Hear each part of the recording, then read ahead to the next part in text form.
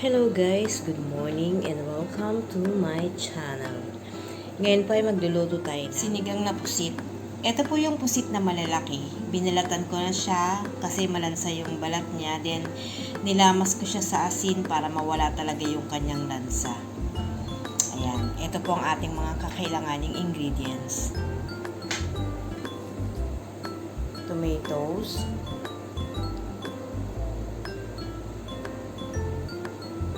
onion,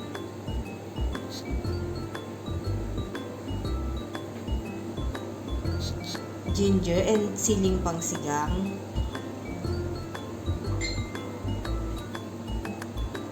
Okra. And syempre yung ating pusit.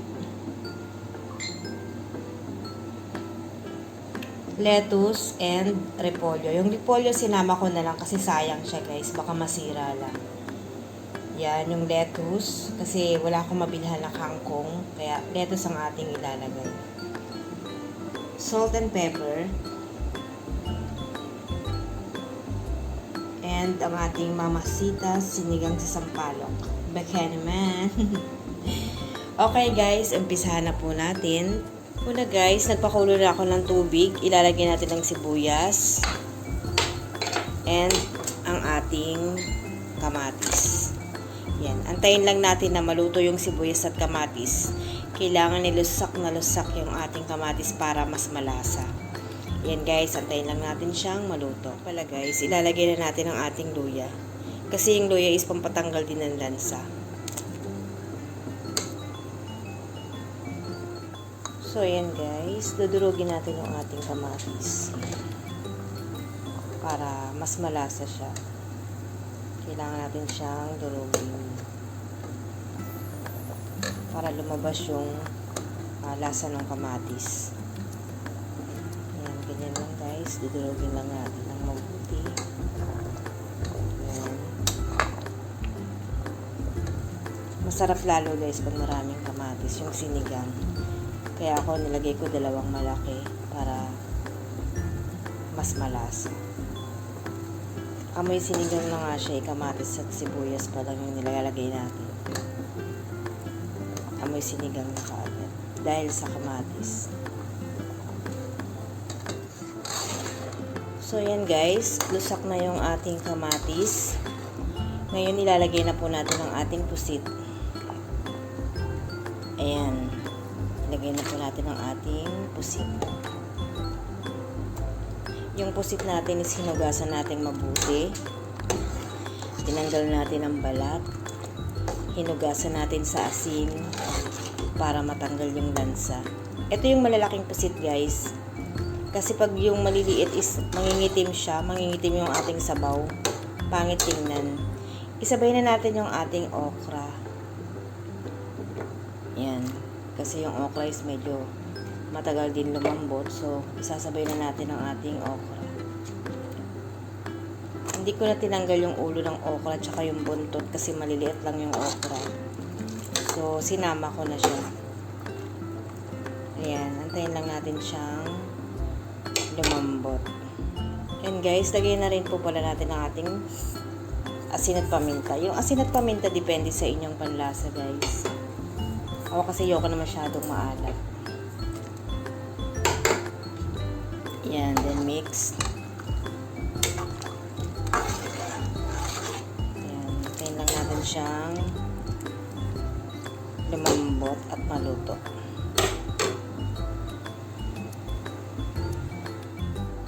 Takpan natin guys para mas lalong mabilis siyang kumulo. So, yan guys. Check natin kung kumukulo na siya. Ayan. Kumukulo na siya. Then, isusunod na po natin ang ating mamasitas, sinigang sa sampalok. Ayan. Ganyan lang siya kadali guys. Kahit bata is kayang-kaya itong gawin. Iuhuli natin yung ating lettuce kasi madali lang maluto yun kahit sa singaw lang ng init maluluto na yung ating lettuce kaya iuhuli natin ilagay yun. Ngayon is lagay na natin ang ating sili. para mas malasa. Pampadagdag lasa ang sili, guys. Ayan.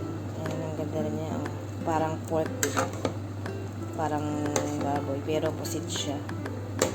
Malalaki kasing pusit ito, guys. Ayan. Wag lang natin i-overcook yung ating pusit kasi tumitigas to, kumukunat siya pag tumigas. Ayan. So, ayan, guys. Check ulit natin. Ayan. Maya-maya is ilalagay na rin po natin ang ating lettuce and ang repolyo. Bali yung repolyo, guys, tira lang yan. Tsaka, kung anong gusto nyong ilagay na gulay, ilagay nyo. Pwede naman. Yung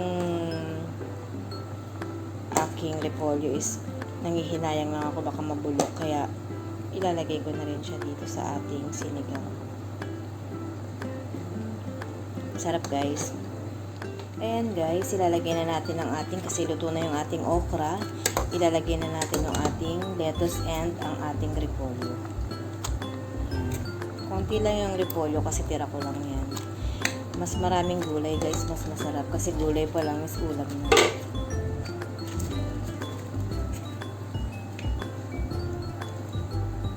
Ilalagay na natin lahat ng ating lettuce.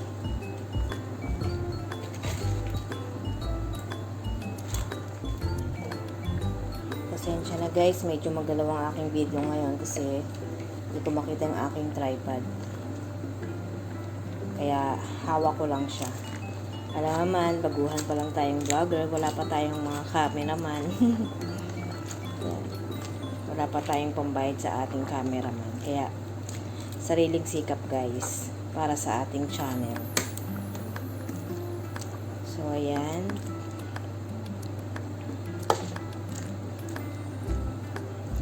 Madali lang itong maluto yung lettuce, guys. Kahit sa init lang ng singaw lang ng ating kaldero is maluluto na siya. Ayan. Takban lang natin ng kaunti. Pagkulo nito is luto na siya, guys. Ayan. Check natin, guys. So, ayan. Kumulo na siya. Luto na ang ating gulay. Haluin lang natin ng kaunti. So, guys, okay na to. Pwede na tayong kumain. Ayan. And, guys, sa hindi pa po nakakapag-subscribe sa aking channel, turn off ko lang yung kalan. Please don't forget to subscribe, like, and share, and tap the bell para po ma-notify kayo sa mga susunod ko pa pong gagawing video. Thank you for watching, guys. Bye for now. Ayan ang ating sinigang na pusit. Yummy. Tara, guys. Kain na tayo. So, ayan, guys. Titikman na natin ang ating sinigang na pusit. Ayan, meron ako ditong patis na may sili. Yung siling pang sigang, nilagay ko lang sa patis. Meron tayong kape. Yung kape ko is kalahati lang. Ganyan lang ako magkape, guys. Kalahati lang. Hindi ko pinupuno. Then, rice and yung ating ulam. Tara, guys. Kain na tayo.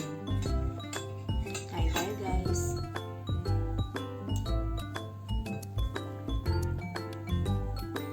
Tikman natin ang ating sinigang na pusit. Ayan.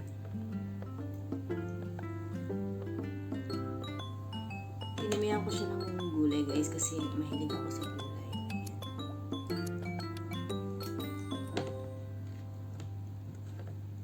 Ito ba yung pusit? Hindi ko makita. So, ito yung pusit. Titikman natin siya.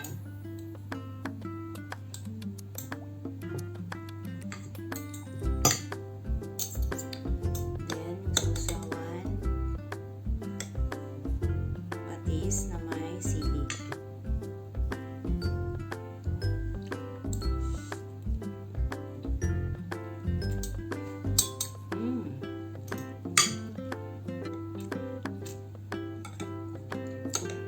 Masarap guys. Parang mas masarap pa sa sinigang na baboy. Healthy pa to guys kasi maganda sa heart yung pusit.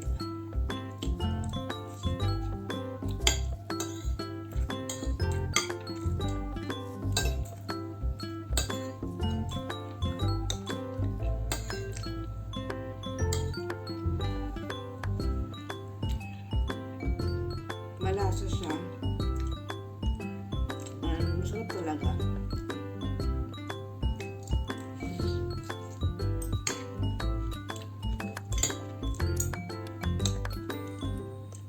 Tamang-tama lang yung asin niya. Ayun, malasa talaga guys pag maraming kamatis.